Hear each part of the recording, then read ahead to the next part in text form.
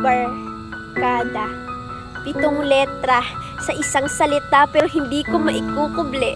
Nakapagkasama ko sila ay sobrang saya. Yung tipong hindi kumpleto yung araw ko kapag wala sila. Samahan na puro kabaliwan, tawanan, na tila wala ng katapusan. Barkada. Diyan ako natutong tumambay, ma-in love, makisama. Napahamak man minsan pero di ko pinagsisihan dahil dyan ako mas natutong lumaban. Napapagalitan naman minsan ng aking magulang pero hindi ko yun pinagsisihan. Iba man ng ating pinagmulan at magulang, salamat sa samahang kapatid ang turingan. Barkada, masamang impluwensya, sabi nila. Pero ang masasabi ko lang ay isa.